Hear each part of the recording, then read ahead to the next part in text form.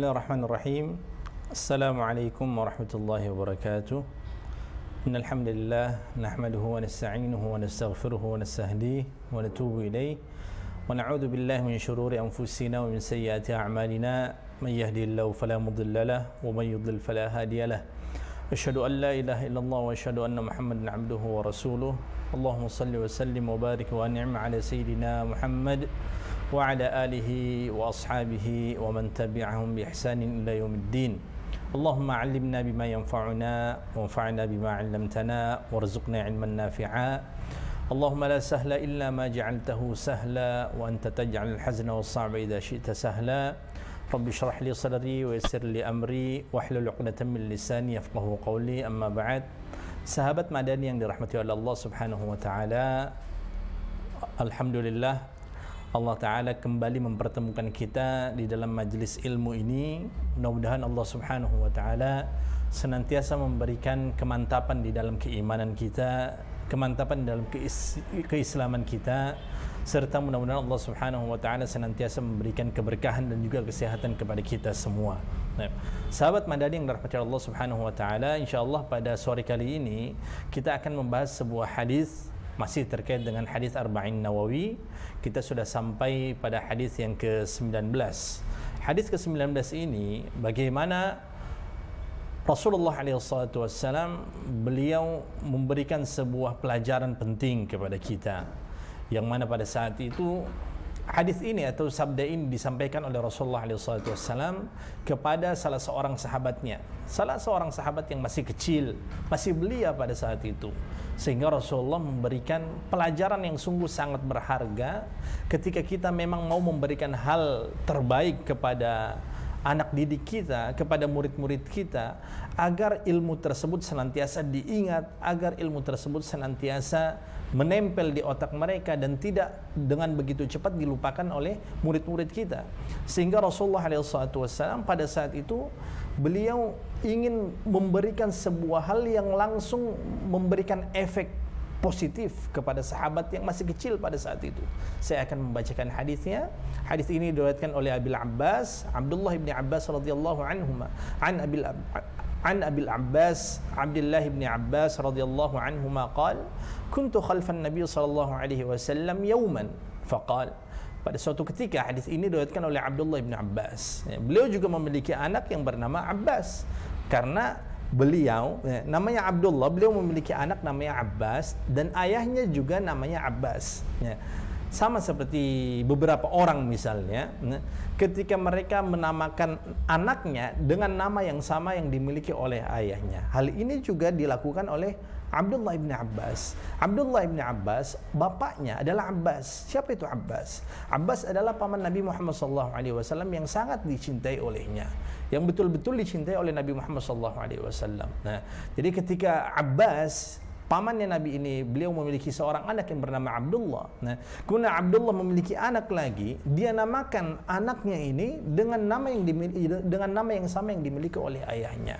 Sehingga hadis ini dikatakan an Abil Abbas, dari Abil Abbas. Siapa itu Abil Abbas? Abil Abbas adalah Abdullah ibni Abbas, adalah Abdullah bin Abbas. Kalau kita merujuk kepada kitab-kitab hadis, biasanya disebutkan Ibnu Abbas. Siapa itu Ibnu Abbas? Ibnu Abbas adalah Abdullah ibnu Abbas radhiyallahu anhuma.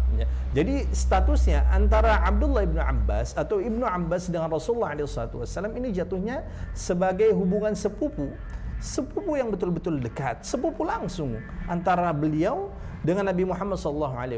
Kemudian hadis ini dikatakan radhiyallahu anhuma. Kalau kita membaca beberapa hadis, ada beberapa hadis yang disebutkan dengan radhiyallahu anhu, sedangkan yang satu lagi disebutkan dengan radhiyallahu anhuma. Lantas apa perbedaan di antara keduanya? Kalau hadis yang disebutkan dalam hadis tersebut radhiyallahu anhu, semoga Allah Ta'ala meridai sahabat tersebut, berarti yang hanya beragama Islam adalah sahabat tersebut, sedangkan orang tuanya tidak. Orang tuanya mungkin masih memeluk agama orang-orang kepercayaan tradisi masyarakat orang-orang Arab jahiliyah, Quraisy pada saat itu.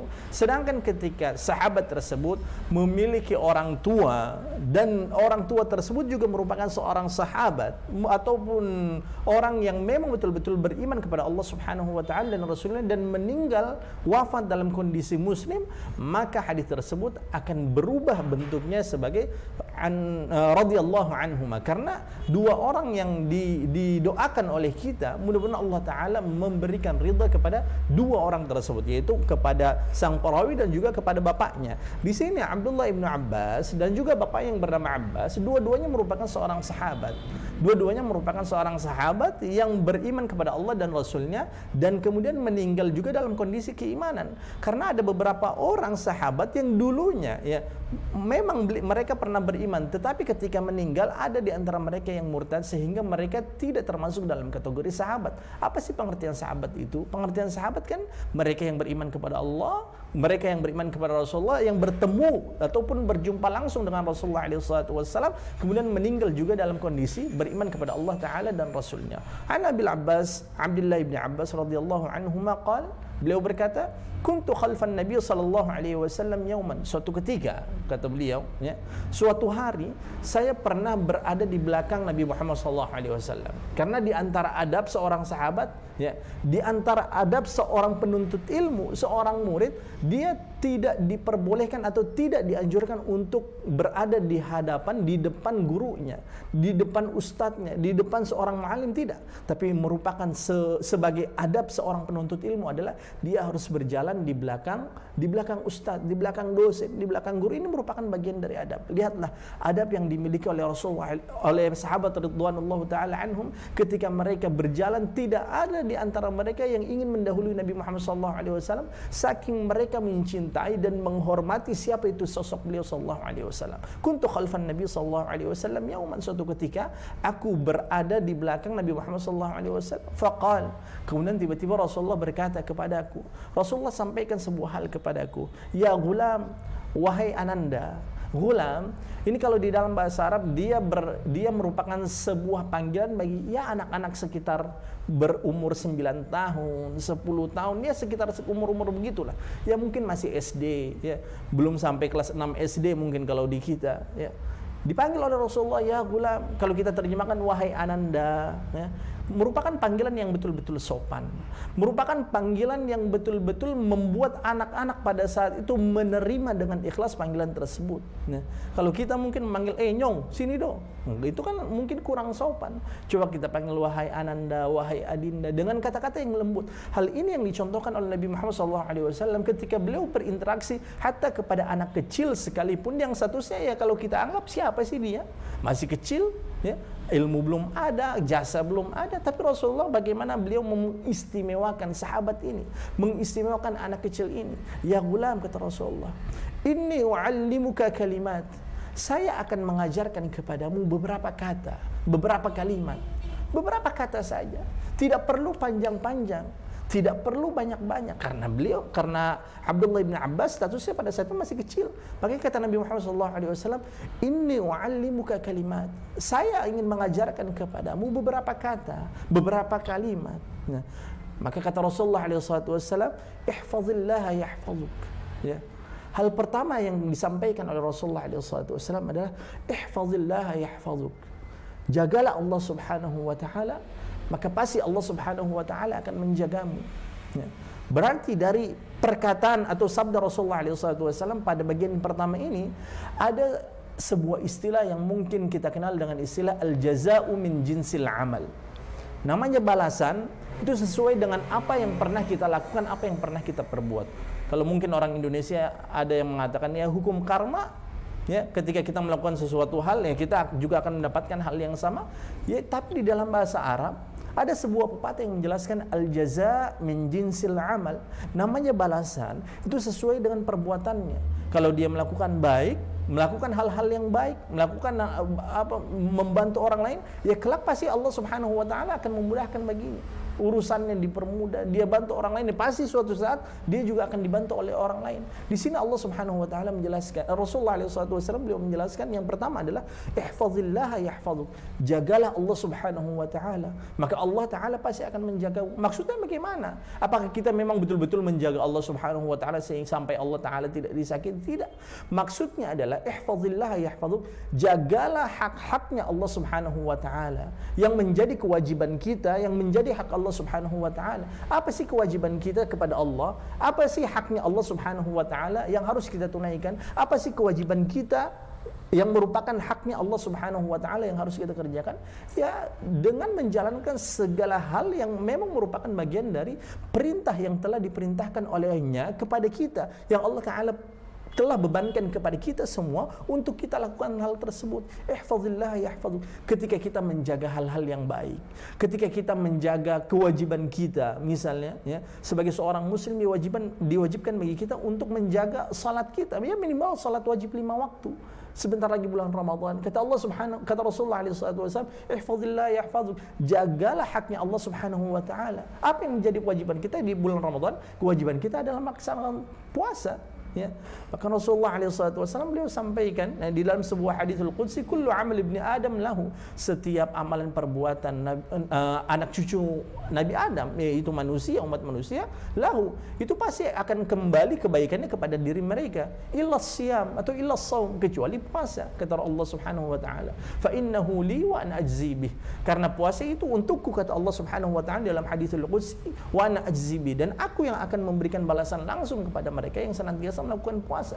Jadi ketika kita betul-betul menjaga hak Allah Subhanahu wa taala yang menjadi kewajiban kita, ya, mulai dari rukun iman, mulai dari rukun Islam, mulai dari hak-hak yang memang menjadi kewajiban kita, pasti Allah Subhanahu wa taala akan menjaga kita. Pasti Allah Subhanahu wa taala akan memberikan hal yang sama ketika kita berkomitmen terhadap waktu, ketika sudah dipanggil adzan, kita menunaikan salat, ya.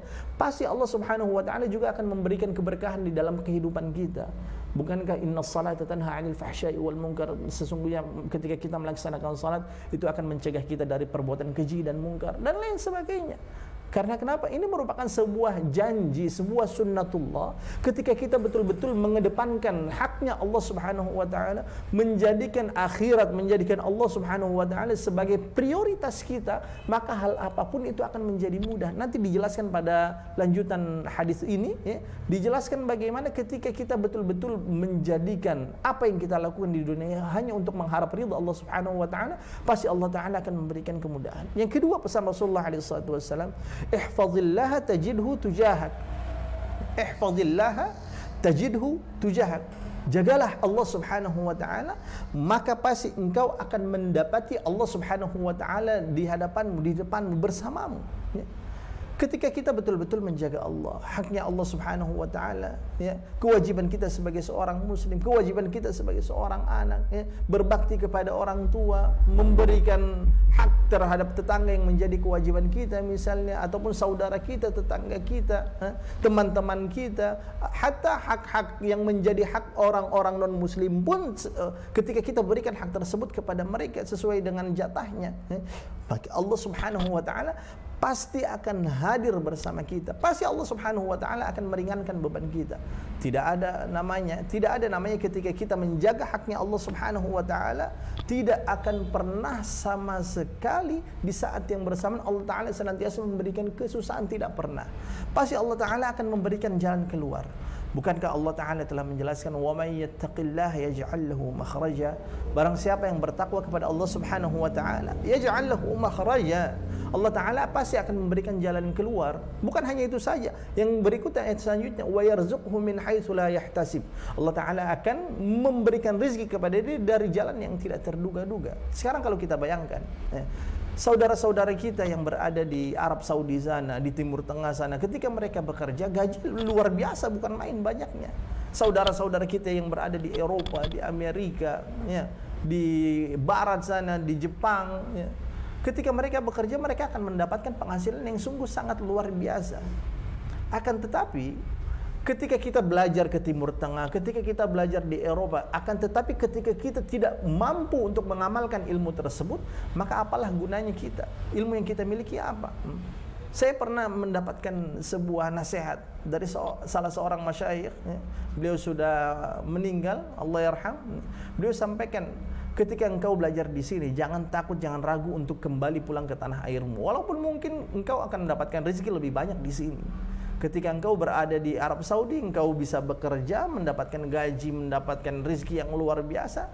Tapi setidaknya ada sebuah hal yang tidak engkau dapatkan di sana. Ilmumu kurang bermanfaat. Ya.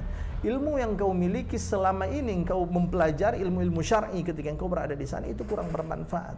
Akan tapi ketika engkau ragu, ya, terhadap rezeki ketika engkau kembali, berarti engkau telah meragukan Allah Subhanahu wa taala.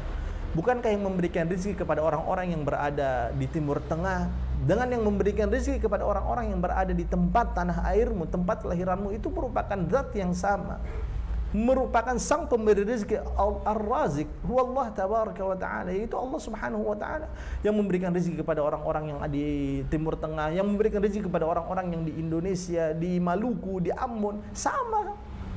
Ketika kita ragu terhadap rezeki kita, berarti kita telah ragu terhadap sebuah takdir yang telah ditetapkan oleh Allah Subhanahu wa taala. Maka jangan pernah ragu untuk pulang, dan jadikan hal ini untuk mendapatkan ridha dari Allah Subhanahu wa taala. Wa may yattaqillaha yaj'al lahu makhraja. Barang siapa yang melakukan sebuah hal karena Allah Subhanahu wa taala, pasti Allah taala akan memberikan kepada dirinya jalan keluar. Bukan hanya itu saja, wa yarzuqhu min haitsu la yahtasib. Allah taala akan memberikan rezeki dari jalan yang tidak ia sangka-sangka, yang tidak ia duga-duga. Ihfazillah tajidhu tujahak. Ketika engkau menjaga Allah Subhanahu wa taala, engkau pasti akan mendapatkan Allah Subhanahu wa taala berada di sisimu. Allah Subhanahu wa taala pasti akan menolongmu. Sekarang ketika kita melihat apa yang menimpa para nabi ketika Allah Subhanahu wa taala berikan ujian kepada mereka. Apakah Nabi Nuh alaihissalam ketika beliau berdakwah selama ini sekian 950 tahun lamanya, kemudian diuji oleh Allah Subhanahu wa taala dengan banjir yang sungguh luar biasa yang menghabisi seluruh orang pada saat itu. Apakah pada saat itu Nabi Nuh alaihissalam beliau juga memiliki sebuah keyakinan bahwa Allah Subhanahu wa taala akan menyelamatkan beliau? Apakah sudah ada jaminan? Tidak ada jaminan. Tapi beliau hanya yakin Allah Subhanahu wa taala pasti akan memberikan pertolongan kepada mereka yang senantiasa menjaga hak-haknya Allah Subhanahu wa taala. Ketika Nabi Ibrahim alaihissalam beliau dibakar oleh Raja Namrud, seorang penguasa diktator pada saat itu. Apakah beliau tahu bahwasanya Allah taala kelak akan menjadikan api tersebut berubah menjadi dingin yang tadinya panas? Kan tidak. Tapi beliau hanya memiliki keyakinan ketika saya serahkan semua hal ini kepada Allah Subhanahu wa taala, pasti Allah taala akan menolong kita. Sehingga api tersebut yang tadinya panas berubah menjadi dingin. Ketika Nabi Musa alaihissalam, di belakangnya sudah ada Fir'aun, di depannya ada Laut Merah, apakah beliau sudah yakin, sudah tahu bahwasanya Allah Subhanahu wa taala akan memberikan pertolongan dengan laut tersebut bisa terbelah begitu? Kan tidak. Hanya saja Nabi Musa alaihissalam pada saat itu hanya menjalankan tugasnya sebagai seorang nabi dan rasul, menyampaikan yang hak, mengatakan sebuah hal yang hak, dan mana yang batil dikatakan semuanya. Dan ketika ia menjalankan tugasnya, maka Allah Subhanahu wa taala memberikan jalan keluar yang sungguh tidak terduga-duga. Wa yarzuqhu min haitsu la yahtasib. Kemudian ketika Nabi Muhammad SAW beliau berada di Taif, dilempari segala macam, ya. Ketika diberikan tawaran oleh malaikat Jibril dan juga malaikat penjaga gunung pada saat itu, apakah engkau menginginkan bahwasanya penduduk negeri ini akan aku binasakan dengan gunung yang aku pegang, yang aku jaga? Pada saat itu kan tidak keluar dari mulutnya Nabi Muhammad SAW, ya wahai malaikat Jibril, silakan kau binasakan, kan tidak. Tapi apakah Nabi Muhammad SAW tahu apa yang akan terjadi pada masa-masa akan datang, bahwasanya di tempat tersebut akan banyak sekali muncul para hufazul Quran, para penghafal Al-Quran? Kan tidak. Hanya saya Nabi Muhammad SAW pada saat itu memiliki keyakinan bahwasanya Allah Subhanahu wa taala pasti akan mengabulkan doa-doa orang yang senantiasa percaya kepada Allah Subhanahu wa taala dan menjaga hak-haknya Allah Subhanahu wa taala. Sehingga beliau alaihi salatu wasallam pada saat itu berdoa, mudah-mudahan kelak anak cucu mereka ada yang beriman kepada aku, ada yang beriman kepada Allah Subhanahu wa taala. Dan betul saja, daerah Taif sekarang merupakan salah satu daerah pencetak, salah satu tempat pencetak yang paling banyak ya para penghafal Al-Qur'an di sana. Yang berikutnya, pesan ketiga yang disampaikan oleh Nabi Muhammad SAW adalah idza sa'alta fas'alillah. Ketika engkau meminta, mintalah kepada Allah Subhanahu wa taala.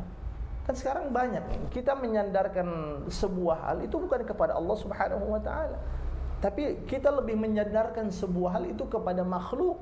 Padahal makhluk itu ya namanya makhluk sifatnya sementara. Kalau kita meminta kepada makhluk, ya mungkin ketika minta pertama kali dia akan berikan, minta dua kali dia akan berikan, minta tiga kali dia sudah mulai fikir-fikir, ini orang datang terus nih, ya, minta bantuan terus, akhirnya dikasih tapi mungkin bahasanya mulai berubah, mungkin gayanya mulai berubah, mungkin raut wajahnya, mimiknya, ya, perilakunya, gaya bentuk tubuhnya pada saat itu berubah. Ini namanya minta kepada makhluk, pasti kita akan mendapatkan apa? Sebuah ketidakenakan karena kita meminta kepada makhluk. Maka kata Nabi Muhammad SAW, "Idza sa'alta fas'alillah." Ketika engkau meminta hal apapun itu, mintalah kepada Allah Subhanahu wa taala.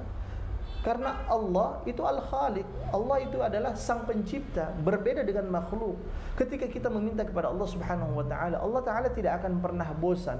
Justru Allah Subhanahu wa taala akan marah, akan sangat tidak suka bagi mereka yang tidak pernah meminta kepada dirinya. Berbeda dengan makhluk. Kalau kita sering-sering minta kepada makhluk, hatta kepada pejabat, hatta kepada seorang menteri, kepada seorang pemimpin negara, apalagi cuma Pak RT, ketika kita sering minta bantuan, ya mungkin ada rasa tidak enak lah, tidak mau dibantu. Karena kenapa? Ya makhluk yang kita minta. Maka kata Nabi Muhammad SAW, "Idza sa'alta fas'alillah." Ketika engkau meminta apapun itu, mintalah kepada Allah Subhanahu wa taala. Wa idza sta'anta, pesan berikutnya, wa idza sta'anta fasta'in billah. Dan apabila engkau meminta kepada perlindungan, meminta segala sesuatu hal, idza sta'anta, meminta pertolongan, meminta perlindungan, ya. Fasta'in billah kata Rasulullah. Mintalah pertolongan tersebut kepada Allah Subhanahu wa taala. Bukankah dalam surat Al-Fatihah kita mengikrarkan baik di dalam mulut kita, gerakan kita, hati kita, ya, kita ikrarkan pada saat itu, iyyaka na'budu wa iyyaka nasta'in. Hanya kepadamu ya Allah kami beribadah. Iyyaka na'budu wa iyyaka nasta'in. Dan hanya kepadamu lah ya Allah kami meminta pertolongan. Nasta'in. Meminta pertolongan itu hanya kepada Allah Subhanahu wa taala. Bukankah Allah Subhanahu wa taala juga menjelaskan, "Wa idza sa'alaka 'ibadi 'anni fa inni qarib ujibu da'watad da'i idza da'an falyastajibu li wal yu'minu bi la'allahum yarshudun." Banyak sekali dalil-dalil baik terdapat dalam Al-Qur'an ataupun As-Sunnah yang menjelaskan, menerangkan dan juga menganjurkan kepada kita untuk senantiasa meminta bantuan, meminta pertolongan kepada Allah Subhanahu wa taala. Hal apapun itu.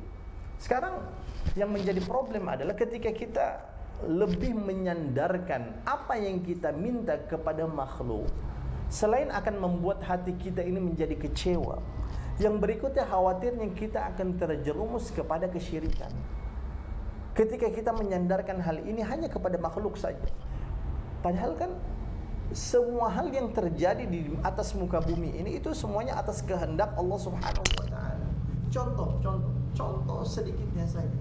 Ketika kita sakit, ya, ketika kita sakit, pusing kah, meriang kah, flu kah, banyak di antara kita yang menyandarkan hal ini hanya kepada obat saja tanpa meminta pertolongan kesembuhan dari Allah Subhanahu wa taala. Bukankah yang menciptakan penyakit itu Allah Subhanahu wa taala? Dan bukanlahkah yang memberikan kesembuhan itu Allah Subhanahu wa taala? Memang obat itu merupakan bagian dari asbab. Tapi banyak di antara umat Islam yang terjebak di dalam permasalahan asbab seperti ini, sehingga terkesan dia hanya meminta kesembuhan dari obat itu saja tanpa menyandarkan atau untuk meminta kesembuhan dari Allah Subhanahu wa taala. Allah taala jelaskan, "Fa idza maridtu fa huwa yashfin." Dan apabila aku sakit, Allah Subhanahu wa taala yang memberikan kesembuhan. Dan hadis-hadis yang disampaikan oleh Nabi Muhammad SAW ketika kita dalam kondisi sakit, banyak sekali doa-doa yang mana kita meminta kesembuhan dari Allah Subhanahu wa taala agar Allah taala memberikan kesembuhan, diangkat penyakit. Allahumma antas syafi la shifaa illa shifaa'uk shifaan la yughadiru saqaman wa la alama. Bismillahirrahmanirrahim. Wallahu yashfiik min kulli da'in yu'dhik.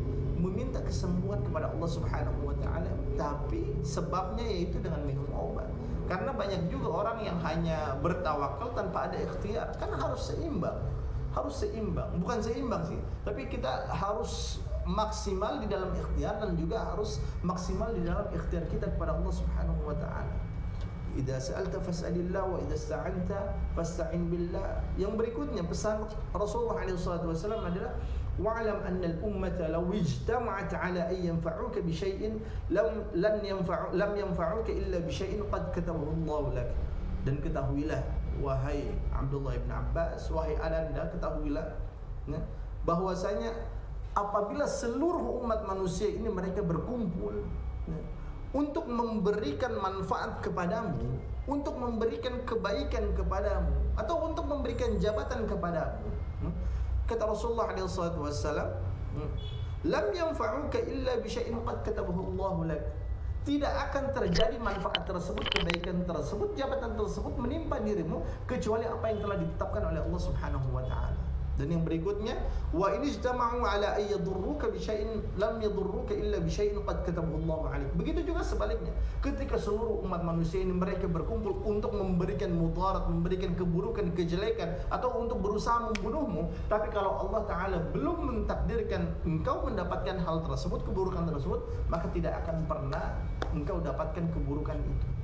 Lihatlah apa yang terjadi di dunia ini, itu pasti semuanya merupakan bagian dari takdir yang telah ditetapkan oleh Allah Subhanahu wa taala. Sehingga menjadi sebuah kesalahan ketika ada seorang muslim dia pergi ke dukun, dia pergi ke paranormal, atau dikatakan sebagai orang pintar. Sekarang begini, kenapa dikatakan sebagai orang pintar? Ya, dukun, paranormal, apalagi indigo segala macam. Kenapa dikatakan sebagai orang pintar? Ya, menurut sebagian orang dia dipanggil sebagai orang pintar karena orang-orang yang datang kepada dia yaitu orang-orang tidak pintar. Ya, dia disebut atau mereka disebut sebagai orang pintar karena orang-orang yang datang kepada orang ini dia itu bukan orang pintar alias orang bodoh, sehingga orang itu dikatakan sebagai orang pintar. Ya. Jadi ketika kita percaya kepada apa yang disampaikan oleh dukun tersebut, misal ketika mau pemilihan apa, misalnya pemilihan desa kah, RT kah, RW kah, ya, dia mencari bantuan, dia ke orang-orang pintar segala macam. Tapi kalau Allah Subhanahu wa taala memang tidak mentakdirkan kepada orang ini untuk jadi, walaupun semaksimal mungkin hal apapun, cara apapun yang dia tempuh, tapi kalau Allah taala belum takdirkan, ya pasti tidak akan pernah dia dapatkan pada saat itu. Ataupun sebaliknya, seluruh orang berencana untuk menjatuhkan, menggulingkan pemerintahan ini yang sedang dia laksanakan pada sebuah dia berada di posisi tertentu, jabatan tertentu. Semua orang berusaha untuk apa? Menggulingkan dirinya, mencelakakan dirinya. Tapi kalau Allah Subhanahu wa taala tidak mau dan tidak mentakdirkan hal tersebut itu terjadi, ya tidak akan pernah mungkin terjadi. Karena kenapa? Yang ini semuanya sudah ditetapkan oleh Allah Subhanahu wa taala. Bahkan di dalam penghujung hadisnya disebutkan oleh Rasulullah, rufi'atil aqlam wa jaffatis suhuf. Apa artinya rufi'atil aqlam? Rufi'a diambil dari kata rafa'a yarfa'u yang artinya mengangkat. Berarti rufi'at telah diangkat, al-aqlam pena. Jadi pena yang Allah Subhanahu wa taala ciptakan pertama kali kan pena diciptakan oleh Allah Subhanahu wa taala untuk menuliskan segala takdir yang akan terjadi di alam semesta ini. Kata Rasulullah SAW, rufi'atil aqlam, pena tersebut sudah diangkat oleh Allah Subhanahu wa taala. Takdir itu semua sudah ditetapkan. Hal apapun yang terjadi di dunia ini, yang telah terjadi, yang sedang terjadi, atau yang belum terjadi, yang akan terjadi, itu semuanya telah ditetapkan oleh Allah Subhanahu wa taala. Jadi tidak akan pernah mungkin bisa dirubah. Rufi'atil aqlam, semuanya sudah selesai. Wajaffatis suhuf, dan lembaran-lembaran tersebut itu sudah kering, ya. Takdir yang telah dituliskan oleh Allah Subhanahu wa taala sudah diangkat penanya dan sudah kering tulisannya. Jadi tidak akan pernah mungkin bisa dirubah. Maka di sini pesan yang disampaikan oleh Nabi Muhammad SAW adalah kita harus menjaga haknya Allah Subhanahu wa taala. Kelak Allah Subhanahu wa taala pasti akan membersamai kita, berada di tengah-tengah kita. Kita harus menjaga haknya Allah Subhanahu wa taala. Pasti Allah taala akan memberikan jalan keluar kepada diri kita. Rawahu Tirmidzi, hadis ini diriwayatkan oleh Tirmidzi, wa qala haditsun hasanun sahih. Hadis ini derajatnya adalah hasanun sahih, wa fi riwayatin ghairu Tirmidzi, dan di dalam riwayat selain riwayat Tirmidzi, ihfazillah tajidhu amama. Jagalah haknya Allah Subhanahu wa taala, maka engkau akan mendapati Allah Subhanahu wa taala berada di hadapanmu. Ta'arraf ila Allah fi ar-raha ya'rifka fi syiddah. Ketika engkau mengingat Allah Subhanahu wa taala ketika engkau berada di dalam kondisi senang, di dalam kondisi lapang, ketika engkau sedang memiliki banyak rezeki, kelapangan, maka kata Nabi Muhammad SAW, ya'rifka fi syiddah, maka Allah Subhanahu wa taala akan mengenalimu ketika engkau berada di dalam kondisi sulit. Sekarang kan permasalahannya adalah banyak di antara umat Islam yang lupa kepada Allah Subhanahu wa taala ketika dia berada pada masa-masa muda, lapang, diberikan rezeki, jabatan, ya, pangkat, anak buah di mana-mana, kekayaan, kekuasaan, lupa siapa itu dirinya, lupa dari mana asal, lupa terhadap saudara-saudaranya, lupa terhadap siapa saja yang pernah membantunya, lupa terhadap jasa-jasa orang lain. Tapi kalau kita tidak lupa, kata Allah Subhanahu wa taala, kata Rasulullah SAW, ya'rifka fi syiddah, ketika kita mengingat Allah Subhanahu wa taala dalam kondisi lapang, pasti Allah taala akan mengingatmu, akan menolongmu ketika engkau berada dalam kondisi sulit, ketika engkau diberikan ujian. Wa'alam annama akhta'aka lam yakun liyusibak, dan ketahuilah wahai ulam, bahwasanya ketika Allah Subhanahu wa taala tidak mentakdirkan hal tersebut itu menimpamu, bagaimanapun caranya, hal itu tidak akan mengenaimu, tidak akan pernah terkena, tidak akan pernah menjadi bagianmu, karena memang hal itu telah ditakdirkan oleh Allah Subhanahu wa taala. Wa ma asabaka lam yakun liyukhti'aka, dan apa-apa yang telah Allah Subhanahu wa taala tetapkan itu menjadi bagianmu, baik itu rizki, baik itu jodoh, baik itu jabatan, baik itu ajal, sakit, kematian, musibah, kalau Allah Subhanahu wa taala sudah tetapkan ia merupakan milikmu, pasti dia akan mencarimu sampai engkau itu mendapatkan hal tersebut. Ya. Wa'alam anna nasra, dan ketahuilah sesungguhnya kemenangan ma'as sabra, pasti kemenangan itu dia akan diraih, bisa dicapai dengan melalui kesabaran. Jadi namanya kemenangan pasti harus ada yang namanya kesabaran. Tidak akan pernah mungkin kemenangan akan diberikan oleh Allah Subhanahu wa taala tanpa adanya sebuah proses yang bernama kesabaran. Di dalam berbagai macam peperangan yang diikuti oleh Nabi Muhammad SAW, ya, bagaimana ketika para sahabat radhiyallahu taala anhum, mereka betul-betul sabar menghadapi ujian dan cobaan tersebut, ya, yang telah diberikan oleh Allah Subhanahu wa taala, maka endingnya akhirnya Allah Subhanahu wa taala akan memberikan kemenangan. Begitu juga ketika kita berada di dunia, kita harus meyakini bahwa ini bagian dari ujian yang Allah taala berikan kepada kita, dan kita diwajibkan untuk bersabar. Bersabar itu terbagi setidaknya menjadi 3 bagian menurut sebagian ulama. Yang pertama adalah as-sabru inda ta'atillah, bersabar ketika kita melakukan ketakwaan kepada Allah Subhanahu wa taala, ketaatan kepada Allah Subhanahu wa taala, kita harus sabar. Kita harus sabar melaksanakan salat, kita harus sabar melaksanakan puasa, kita harus sabar melaksanakan berbagai macam hal yang memang telah diperintahkan oleh Allah. Yang kedua adalah as-sabru an maksiatillah, yaitu kita harus bersabar dari hal-hal yang merupakan bagian dari kemaksiatan kepada Allah Subhanahu wa taala. Bersabar untuk tidak melakukan kemaksiatan tersebut. Bersabar untuk tidak mengkonsumsi khamr, bersabar untuk tidak berjudi, bersabar untuk tidak berzina, bersabar untuk tidak melakukan hal-hal yang buruk, bersabar. Dan yang ketiga adalah as-sabru 'inda al-ibtila, yaitu bersabar ketika Allah taala memang berikan ujian kepadamu, tiba-tiba sakit, kita harus bersabar, tiba-tiba kena musibah, harus bersabar. Wa annal faraj ma'al karab, wa annal faraj ma'al karab, dan ketahuilah sesungguhnya kemudahan itu pasti, ya, didahului dengan kesulitan, ya. Jadi tidak akan pernah mungkin kemudahan diberikan oleh Allah Subhanahu wa taala begitu saja tanpa adanya sebuah proses yang bernama kesulitan. Kita akan mendapatkan kemudahan, nah, tentunya diawali dengan hal-hal yang sulit. Nah, itu yang disampaikan oleh Nabi Muhammad SAW. Wa anna ma'al usri yusra, dan ketahuilah bersamaan dengan kesukaran, kesusahan, Allah Subhanahu wa taala akan menghadirkan kemudahan.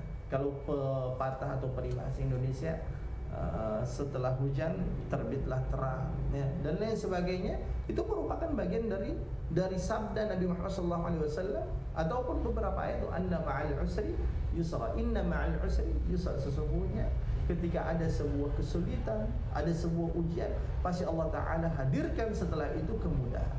Ini merupakan hadis ke-19 yang telah disampaikan oleh Rasulullah SAW 1400 tahun lebih ya, kepada seorang sahabat kecil umur 9 tahun kurang lebih yang bernama Abdullah bin Abbas, yang sampai detik ini hadis tersebut senantiasa kita pelajari dan kita amalkan karena begitu banyak sekali ibrah dan juga faedah yang bisa kita ambil dari hadis tersebut. Mudah-mudahan bermanfaat.